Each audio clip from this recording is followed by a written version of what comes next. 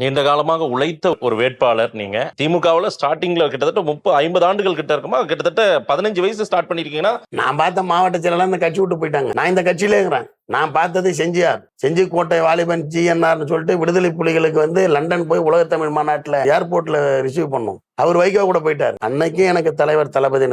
நான் சின்ன வயசுல இருந்து பார்த்தது ஏஜி சம்பத். அவர் மாவட்ட செயலாளர், எங்க தொகுதி MLA. எங்க தாத்தாவுக்கு படையாச்சி கூட இருந்தார். கோவிந்தசாமியுடைய மகன்கள் டாக்டர் இளங்கோவன், ஏஜி அன்புலாம் போன் பண்ணி எங்க அப்பா நிக்கிற தொகுதியில நிக்கிறேன், வாழ்த்துக்கள்டா, நீ நல்லா வருவேன்னு நாங்க நினைச்சோம், வந்துட்டடா அப்படின்னு என்ன மனமாற பாராட்டினாங்க. அவர் இந்த கட்சி விட்டு போனாரு. அன்னைக்கு நான் திமுகவில் தான் இருந்தேன் 2006ல. இன்னைக்கு நான் இருந்தேன். இப்படியே எல்லாத்தையும் பொறுத்து இருந்தால் ஒரு நல்ல நிலைக்கு வருவார்ன்றதுக்கு நான் தான் சாட்சி. எனக்காக பரிந்துரை செய்த துணை பொதுச் செயலாளர், கழகத்துடைய பொதுச் செயலாளர், மாண்புமிகு நீர்வளத்துறை அமைச்சர் ஐயா துரைமுருகன் அவர்களுக்கும், மாண்புமிகு முதன்மை செயலாளர் நகராட்சி நிர்வாகத்துறை அமைச்சர் ஐயா நேரு அவர்களுக்கும், துணை பொதுச் செயலாளர் பொன்முடி அவர்களுக்கும் இந்த நேரத்தில் நன்றி தெரிவித்துள்ளேன்.